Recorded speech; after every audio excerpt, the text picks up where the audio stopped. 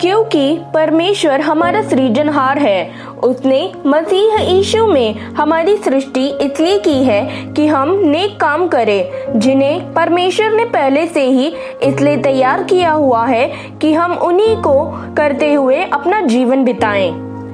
मेरे प्रिय मित्रों, अभी हम मत्ती अध्याय 5 पढ़ रहे हैं।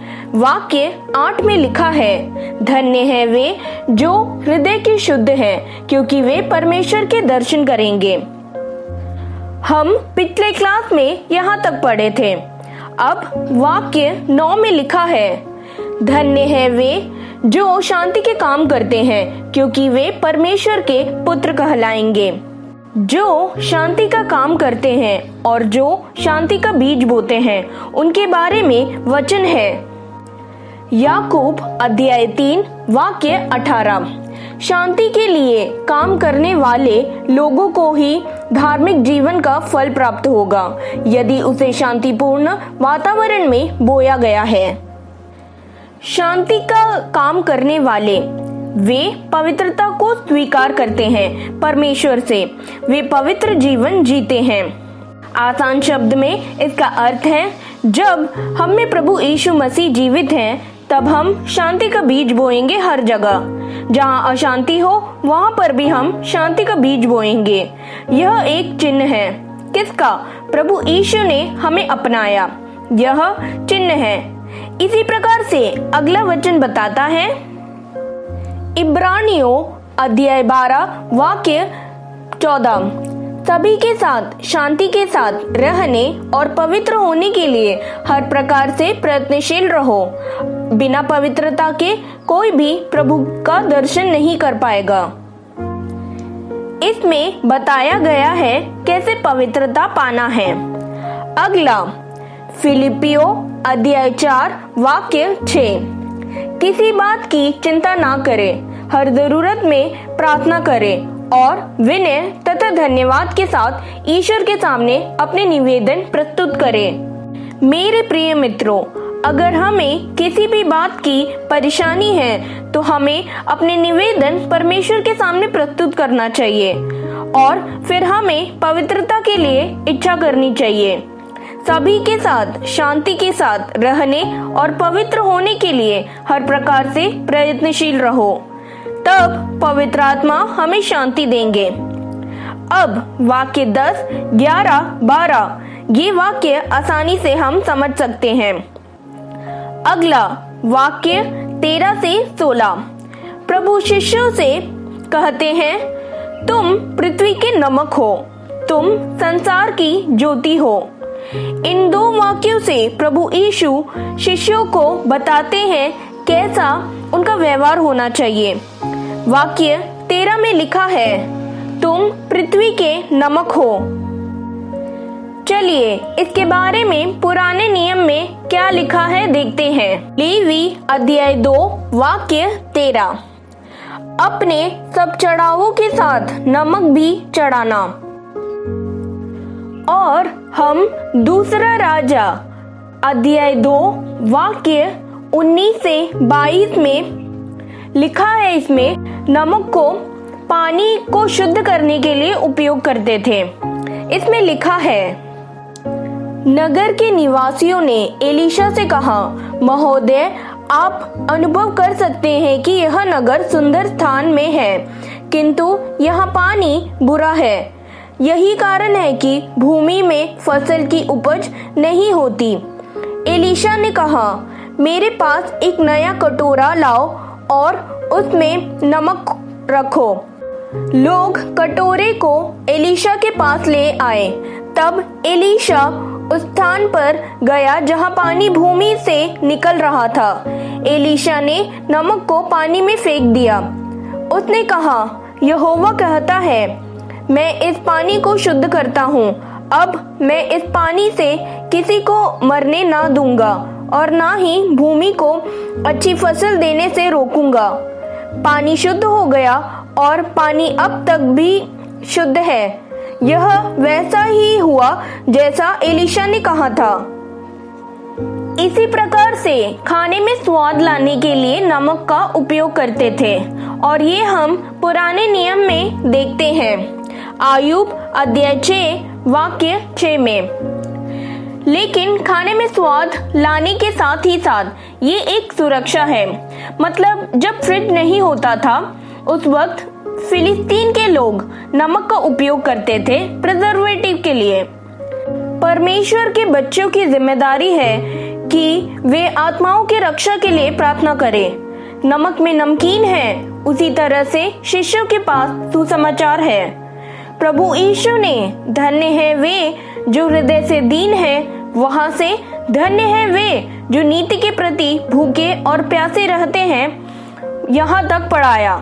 और इसके बाद उन्होंने पढ़ाया, तुम पृथ्वी के नमक हो। आगे ही वाक्य 13 में लिखा है, यदि नमक फीका पड़ जाए तो वह किससे नमकीन किया जाएगा? वह किसी काम का नहीं रह जाता, वह बाहर फेंका और मनुष्यों के पैरों तले रौंदा जाता है। ये अच्छा प्रश्न है। यदि नमक फीका पड़ जाए तो वह किससे नमकीन किया जाएगा? परंपरागत व्याख्या इसका यह है कि यहूदी के रसोई में चूल्हा के नीचे गरम कम ना होने के लिए नमक छिड़का जाता था और उसके ऊपर मिट्टी छिड़का जाता था। ऐसे चूल्हा बनता था। तो अगर वह ज्यादा वक्त तक वहां रहेगा तो नमक नमकीन खो देता है। इसीलिए नमक अपना विशेषता खो देता है, फिर वो मिट्टी जैसा हो जाता है। वह बाहर फेंका और मनुष्यों के पैरों तले रौंदा जाता है। देखिए, हमें पता है जब नमक पिघल जाता है और फिर मिल जाता है बाकी चीजों से, तभी वह उपयोगी है। तो तुम पृथ्वी के नमक हो। इसका अर्थ है हमें ऐसे जीना चाहिए जैसे नमक काम करता हो। नमक की विशेषता है कि ज्यादा नमक की जरूरत नहीं है, चुटकी भर नमक भी काफी है। क्वांटिटी महत्व नहीं है, क्वालिटी महत्व है। हम न्यायकर्ताओं के पुस्तक अध्याय 7 वाक्य 1 से हम देखते हैं गिदोन की कहानी। गिदोन इस्राएल का न्यायकर्ता था। गिदोन ने 32,000 लोगों की सेना बुलाई युद्ध के लिए, लेकिन इतने लोगों की जरूरत नहीं थी। परमेश्वर के आदेश अनुसार गिदोन अपनी सेना के पास गया और लोगों से कहा कि जिसे भी डर लग रहा है वह वापस घर जा सकते हैं। इस पर उन लोगों में से 22,000 लौट गए, केवल 10,000 रह गए। फिर परमेश्वर ने उन लोगों को पानी पीने के लिए भेजा। वहां 300 व्यक्ति ऐसे थे जिन्होंने जल मुंह तक लाने के लिए अपने हाथों का उपयोग किया। बाकी 9,700 लोग जिन्होंने घुटने झुका के जल पिया, उन्हें वापस घर भेज दिया। गिदोन इन 300 व्यक्तियों के साथ युद्ध में जीते। तो क्वांटिटी महत्व नहीं है, थोड़ा काफी है। तुम पृथ्वी के नमक हो। मतलब अगर एक जगह में 10 लोग भी रहेंगे और वो लोग परमेश्वर को जानकर जिएंगे तो वो जगह बचेगा उन लोगों की वजह से। इसीलिए उत्पत्ति अध्याय 18 में इब्राहिम परमेश्वर से पूछते हैं, यदि उस नगर में 50 अच्छे लोग हो या 40 लोग हो, तो आखिर में वो पूछता है, यदि तुझे वहां 10 अच्छे लोग मिले तो क्या आप पूरे नगर को बचा लेंगे? तब परमेश्वर ने कहा, यदि मुझे नगर में 10 अच्छे लोग मिले तो मैं पूरे नगर को बचा लूंगा। हर जगह बुराई फैली हुई है, लेकिन उसी वक्त चर्च, कॉन्वेंट और प्रार्थना घरों में प्रार्थना चल रहा है, तो वह जगह बचता है उन लोगों की वजह से जो नमक बनते हैं अपने जीवन में। ऐसे लोग हैं जो नमक बनते हैं, जैसे कि प्रीस्ट, नन और विनीत लोग। ऐसे व्यक्ति प्रशंसा दूसरों से नहीं चाहते। ऐसे व्यक्तियों की वजह से धरती बची हुई है और आगे बढ़ रही है। तो हमें भी अपना जीवन नमक जैसा जीना चाहिए। अब वाक्य 14 से 16 प्रभु कहते हैं, तुम संसार की ज्योति हो, पहाड़ पर बसा हुआ नगर छिप नहीं सकता।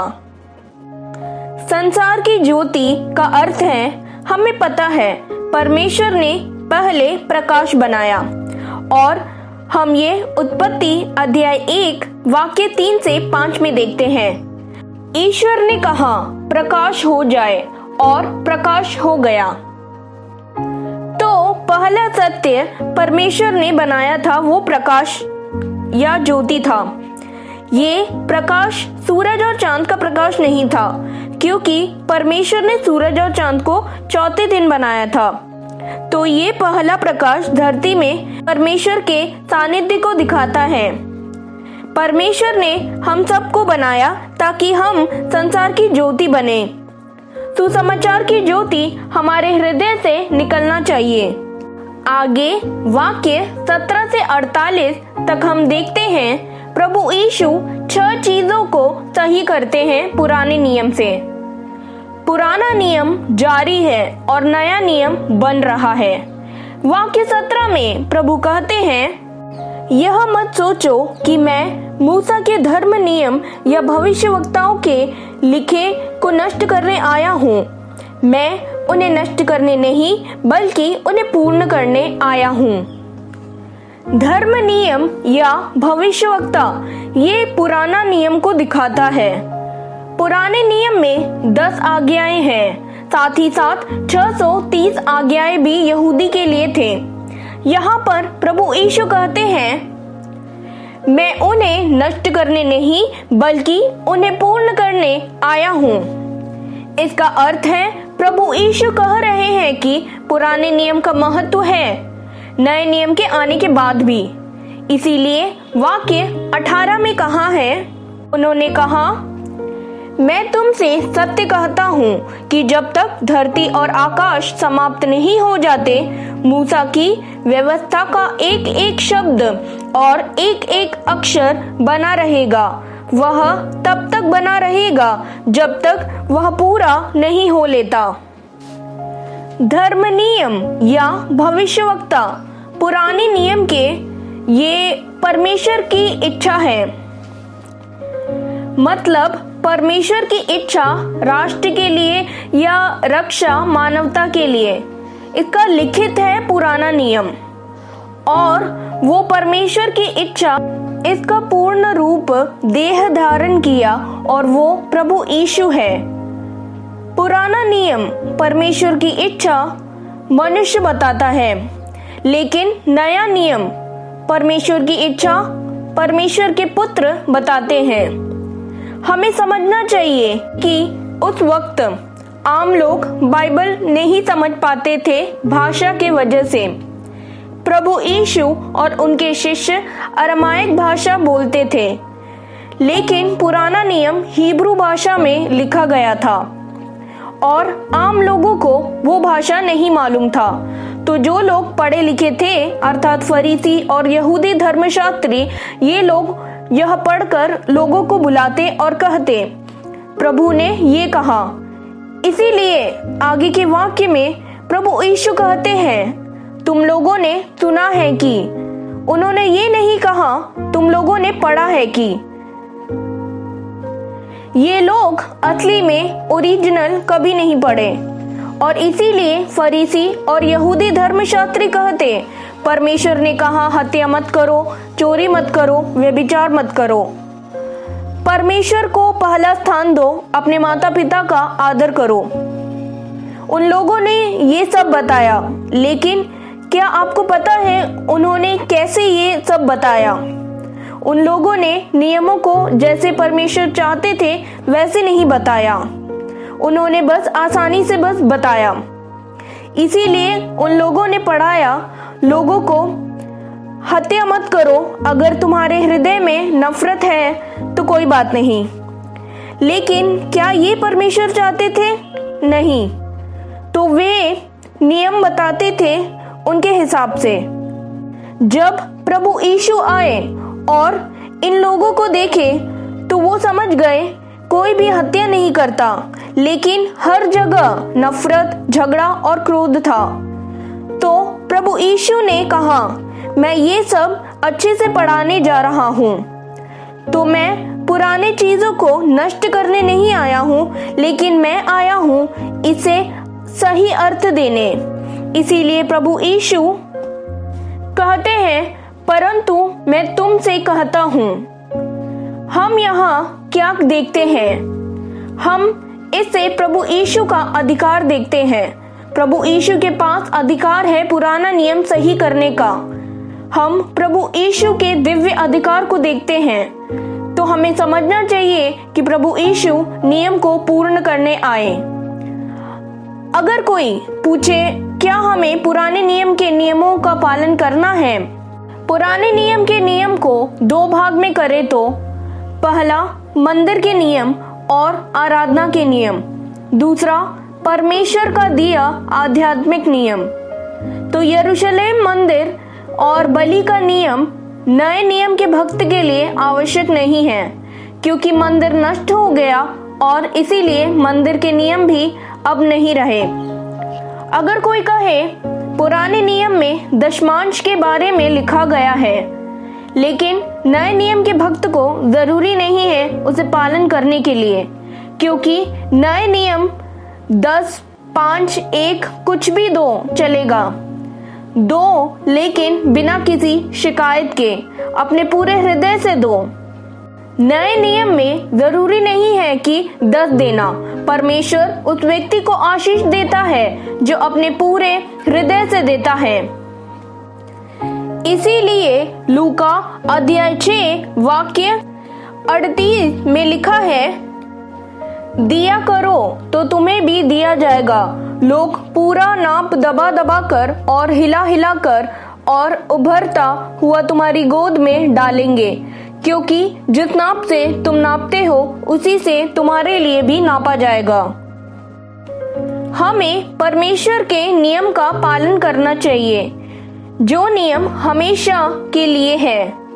और वो क्या है? अपने परमेश्वर से प्रेम करो। बाइबल में अनेक सत्य हैं जो हमेशा के लिए हैं। हमें खुद से कोई भी अर्थ नहीं देना चाहिए बाइबल के वचनों के लिए। बाइबल पढ़ने के बाद हमें पता चलेगा क्या निभाना है और क्या नहीं। अगला वाक्य 20 इसमें लिखा है, मैं तुमसे सत्य कहता हूँ कि जब तक तुम व्यवस्था के उपदेशकों और फरीसियों से धर्म के आचरण में आगे ना निकल जाओ, तुम स्वर्ग के राज्य में प्रवेश नहीं पाओगे। इसका क्या अर्थ है? फरीसी और यहूदी धर्मशास्त्री कहते थे हत्या मत करो, व्यभिचार मत करो, लेकिन प्रभु कहते हैं ये काफी नहीं है, मिनिमम में मत खड़े रहो। उदाहरण के लिए, जो लोग प्रार्थना पर रुचि रखते हैं वो लोग आमतौर पर पूछते हैं कि बियर पीना गलत है क्या? घर पर बनी वाइन पीना गलत है क्या? ये सही है गलत है कुछ नहीं बोल रही, लेकिन क्या आपको पता है ये सवाल कहाँ से आता है? अगर कोई व्यक्ति ऐसे सवाल करे तो वो व्यक्ति बस बॉर्डर लाइन में खड़ा रहना चाहता है। उस व्यक्ति को अपना आध्यात्मिक जीवन नहीं बढ़ाना, उसे बस मिनिमम में खड़ा रहना है। जो व्यक्ति इस लाइन के पार है वो व्यक्ति ऐसे सवाल नहीं पूछता। जो व्यक्ति प्रभु यीशु से बहुत प्रेम करते हैं वो व्यक्ति कभी भी ऐसे सवाल नहीं पूछता। तो मेरे प्रिय मित्रों, बॉर्डर लाइन में मत खड़े रहिए। हमें अपना आध्यात्मिक जीवन आगे बढ़ाना चाहिए। इसी के साथ मैं आज का क्लास यही खत्म करती हूँ। अब हम अगले क्लास में मिलते हैं। परमेश्वर आप सभी को आशीष दे।